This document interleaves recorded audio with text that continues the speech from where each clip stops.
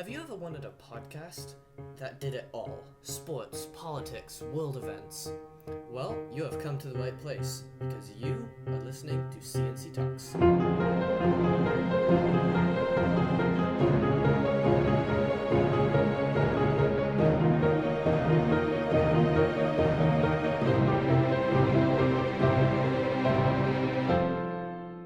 Hello, I'm Colin, And I'm Charlie. and welcome to a special edition of the C&C Talks podcast.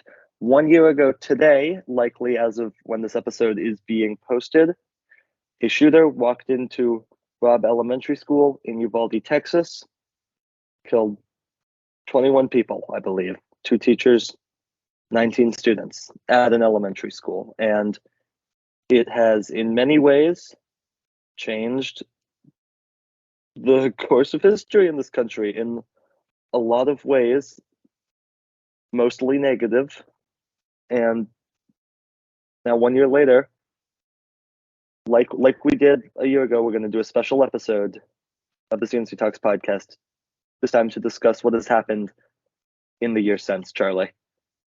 Yes, we are. And unfortunately, in terms of gun reform, the answer is not much. The answer is really not much, and I think that that's actually a great place to start. There was a bill that passed Congress, a bipartisan bill, Bipartisan Safer Communities Act. It did not actually do a lot about the gun problem. It addressed other issues that are related. It is a good bill. It will save lives. It will not do nearly enough, Charlie. In the year since Uvalde, there have been over 670 mass shootings in the United States. A mass shooting is 4 or more people dead or injured. 670 of those. That And is I want to clarify. I want to clarify. We're not suggesting that nothing has been done. We're just suggesting that what has been done is not enough and not on a big enough scale. Absolutely. It is not even close. 670 deaths from gun violence, mass shootings, not deaths from gun violence. Deaths from gun violence has been thousands and thousands and thousands. Mass shooting, that is unacceptable. No other country has ever had to deal with anything like what the United States has now. I mean, we also, right in the middle of this past year, we have celebrated, or not really celebrated, mourned the 10-year anniversary of Sandy Hook, which has a lot of comparisons to this event, Charlie. It does. And I think it is interesting to talk about your point that other countries don't have this problem and it's strictly an American issue. And also something else that I wanted to talk about was what disproportionately percentage of these mass shootings happened in Texas? I don't have the numbers, do you? But I think it's a lot. A lot of these happened in Texas. It's more than it probably should be if we're equal it out. Texas also has the most guns per capita of any state. I'm not sure that that's true, but it is. Wouldn't It surprise is me, right. though. It is right up there. In the days after the Uvalde shooting, there was a NRA convention in Texas. They did not think that it was a smart idea to hold back on this convention. They continued to push the good guys with guns narrative. And Charlie, if a good guy with a gun would stop a bad guy with a gun, then why are these mass shootings still happening? Because there's plenty of people with guns. It's not like, are we suggesting that all of the people with guns are bad people? No, Because if we are, then that's all of the people that are making this argument are bad people. But where's the good guys with guns? I don't think owning a gun is necessarily a bad thing. I think people. No, I don't either. I think it is necessarily the people who are doing these shootings shouldn't have guns in the first place. Shouldn't have guns in the first place, especially guns that can literally obliterate your face. I mean, we've talked about this. How many shootings are done with AR-15s, and the fact that it makes people's faces unrecognizable. They had to identify the children that were killed in this shooting 1 year ago today by their shoes. How is that acceptable? Because a couple people give a lot of money, and because they don't care about anyone else. I mean, that's exactly it. It is a couple of people, and that speaks to a much larger thing in government, which is the fact, which is it's lobbying. The fact that a couple of people can basically hold the government hostage because they're willing to pay a bunch of big bucks to get whatever they want passed, or often stop something from passing. Yeah, which is, of course, a significant problem in the U.S., and it's not just guns. No, it's not just guns. On all sorts of issues, climate change, economic reform, basically any issue that there is out there. Follow the money. On both sides of the aisle, I might add. This is not this is not something that only happens on one side. Everyone is guilty of it in politics. Almost everybody. Speaking of which, if you want us to talk about your political opinions, you should sponsor us. I don't. You can sponsor us. We're not going to be like Congress. We're not going to espouse certain beliefs because we're being paid to do that. That's not who we are. No, it is who a lot of news organizations are, though. That's not news. You can't call them a news organization, Charlie.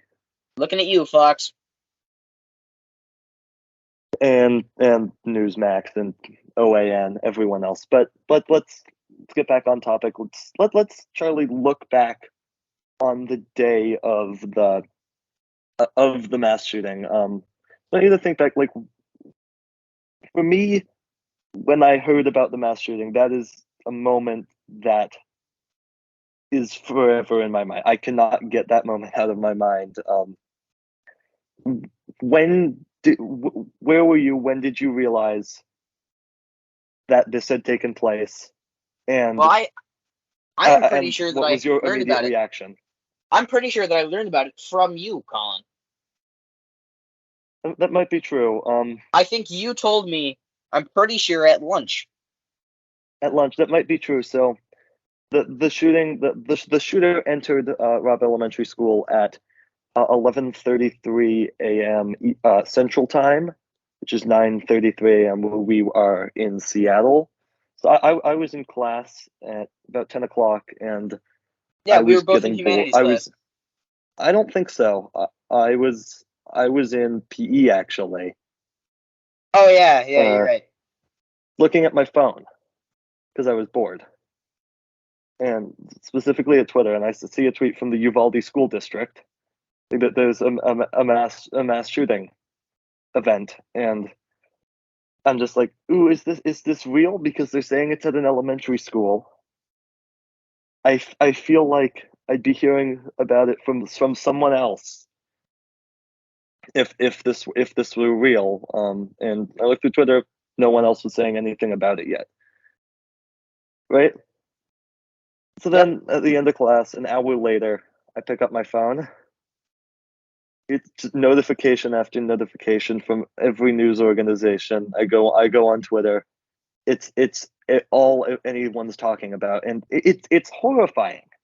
It's absolutely horrifying. And at first, remember, we thought, oh, there's like 3 deaths. And as the day went on, we learned that there were more and more and more deaths. And it was just horrifying. I could not focus on anything else for the rest of the day, Charlie. Yeah, I remember later in the day I was checking New York Times and I saw 15, then 18. It just kept ticking up every single time I looked back at that website. Kept ticking up over and over again. I mean, it's something that is hard for me to forget, that realization. And even at school that day, most people didn't necessarily know And then you come back to school Wednesday morning, and that's what people are talking about, right? That And was the it's only thing that people were talking about. the only like how are you supposed to focus on school at all? Not just when there's 20 fourth graders slaughtered, right? Just that, but like at a school, right? We're in a we were in a school, right? How are we supposed Yeah, to focus when we know that there's a chance that we could be you could be the next one, right? For all we know, we're taping this Monday night, Monday, May 22nd. For all we know, this could be irrelevant by Wednesday because there's another one on Tuesday. For all we know, it could be at our school. Is it likely? Probably not, but it's possible, and that should terrify every kid in the country. It's terrifying. It's traumatizing. Gen Z is traumatized. They're the ones having to go through these lockdown drills, through hearing about mass shooting after mass shooting, wondering if their school is next. it's just unacceptable. I mean, this country, I've said so before, but this country is failing the next generation. They just are.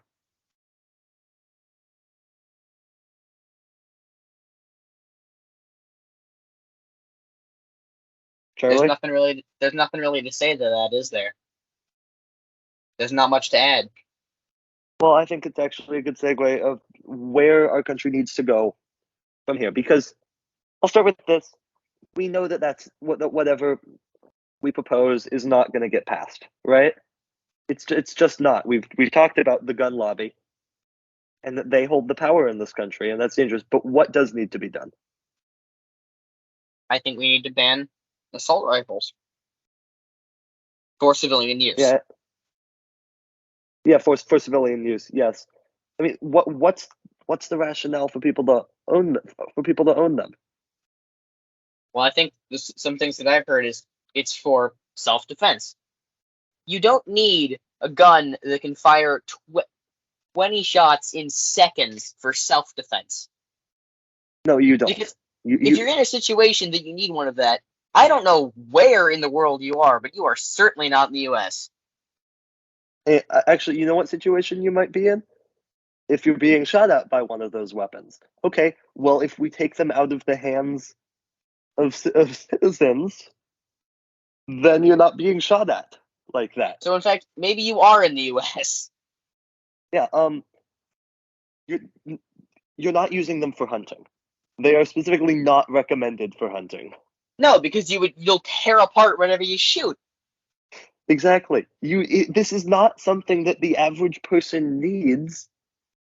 And frankly, what I think is sickening is Republicans are not just like, oh well, we don't think that they should be banned. Right? There's an argument to be made there. It's not one that I personally agree with, but there is an argument to be made there. Republicans have taken it a step further. They've made it a part of their entire identity as a political party, as individual people, right? They all own AR-15s now because it's like there's bills in Congress to make the AR-15 the national rifle, right? Like it feels like they're just trying to get more and more mass shootings. It does seem like that sometimes.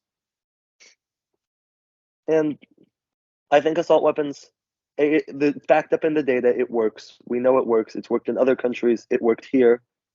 But Charlie, I think that there's a whole host of other solutions, both with guns and also with other things that would help stop these constant mass shootings. All right, can you give some examples then? Yeah, I mean, so I'll start with the guns, and you can start with like just background checks. Those would help, just getting rid of open carry, more red flag laws, raising the minimum age to buy a rifle. All of that would go a long way. But then also stuff that doesn't relate to guns in particular. We need more mental health services in schools. For Republicans, if they're the ones arguing, this is all mental health. I agree that mental health plays a role. I don't think it's the main cause, but mental health plays a role. But Republicans, why then did you vote against funding for mental health in schools? It feels like they just don't care about this issue, and that is horrifying. I'll tell you why it feels like they don't. It's because they don't. Plain and simple. Exactly. And it's horrifying. It is. And like, how can you, not even as a member of Congress, how can you as a person not be horrified when you see that not only were 21 people in an elementary school shot to death, not only were they shot to death so brutally that you couldn't make out their faces, but that it has happened before. It happened at Sandy Hook. It happens at schools all over the country every single year. It happened right very close to us How at can you Ingram not High feel School in horrified? Washington. I mean, that was slightly different. That was not a mass shooting event, but it's still a shooting. It's still a shooting, and yeah, sure, they are just ultimately bad guys with guns, but they are. The with guns part is because they had access to guns and they got the guns legally. That's the scary part. Wait, that is the scary part. That's exactly right. Like, why are these There's the people fact like that up until the actual shooting itself, they had done nothing illegal. nothing illegal, except maybe trespassing on school property to get into the school to shoot a bunch of children. Yep. And you're like, sure, who does that? Yeah, well, you know who does that? Mentally ill people who have a gun. So there's And two why do problems these people have guns? Why do they have the guns? That's one problem. That's solvable. The other thing, solvable to a lesser extent, but still solvable to some extent, mental health. But no one's doing that either. Right? So why can we solve these problems? I get that it's a lot more complicated than that, but when are kids gonna stop being shot in schools? When are we gonna have to stop doing lockdown drills at schools all the time? Right? Like I said, Gen Z is traumatized. They're getting shot in school. It's supposed to be a safe place. It's not. It's really not. Where It's really not. in this country, other than NRA conventions, are you safe from a gun? Well, I'll tell you actually. Trump rallies, because you're not allowed to bring guns in there either. How true? It's not just in schools. It's at churches, it's at synagogues, it's at hospitals, it's at malls, it's at nightclubs. It's everywhere. You can't. Time and time again. You could go out into the street. You could think that you're just going to the mall just to do routine shopping, and you could not only not come home, be stuck lying on the sidewalk with your brains bleeding out, and no one can recognize you because you don't have a face. Right? Again, if it sounds like there's I'm not saying the much same else to stuff, say if it sounds like I'm saying the same stuff over and over again, because I you are. am, and I'm trying to paint an image of what this is like because it's horrifying, and we all need to look at these things and see and agree this is horrifying. We need to put a stop to it. There's nothing else I can even say at this point because I've said it so many times over the last year. And we've only discussed what? 1% of the mass shootings in America over the last year? Probably less than that. Quite possibly. It's so bad. And it's not just bad in the sense that people are dying. But people overseas are now afraid to come to America because they worry that they might get shot. Think about the Yeah. image that we're projecting on the world. Do we have no shame? No, we don't. Simple answer. And they're all simple answers. But apparently some people can't see that or choose not to. I think that's the key there. The choose not to part? Yes. It is within our means to stop this. And I think that's something that we need to emphasize. It is. This is fixable. It is absolutely fixable. It was fixed to some extent last time we banned assault weapons. It's fixed in other countries, or it was never a problem to begin with in other countries, because they did something about it. It's a problem. That's all I can say. And Charlie, any other comments on this? No, I don't have anything else to say. All right, now before we go, we're gonna play a video that we played last year as well. This was Senator Christopher Murphy of Connecticut, who represents the area where Sandy Hook took place. He was elected just about a month before Sandy Hook. It's him speaking on the Senate floor right after Uvalde. And I think that these are some pretty powerful comments from Senator Murphy, Charlie. Let's play it, okay? All right. There are 14 kids dead in an elementary school in Texas right now.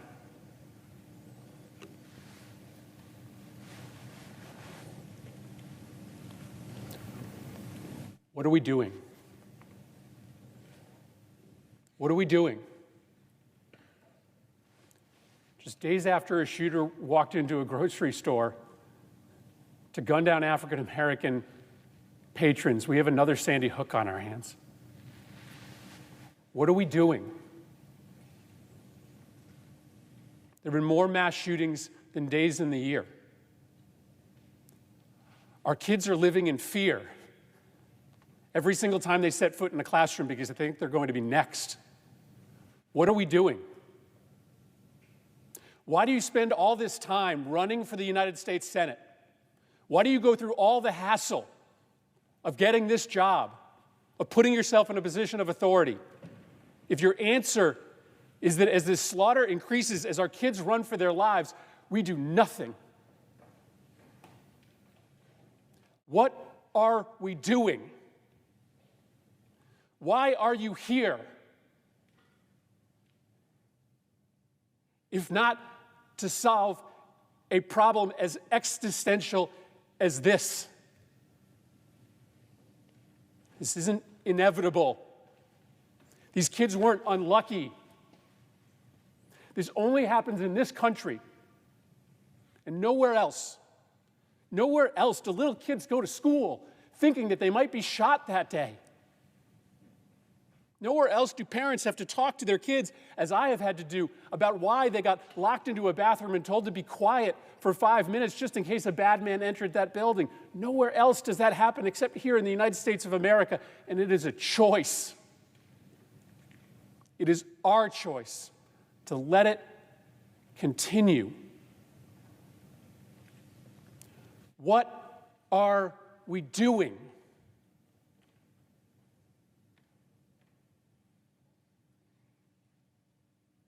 In Sandy Hook Elementary School, after those kids came back into those classrooms, they had to adopt a practice in which there would be a safe word that the kids would say if they started to get thoughts in their brain about what they saw that day. If they started to get nightmares during the day, reliving stepping over their classmates' bodies as they tried to flee the school. In one classroom, that word was monkey. And over and over and over through the day, kids would stand up and yell, "Monkey!"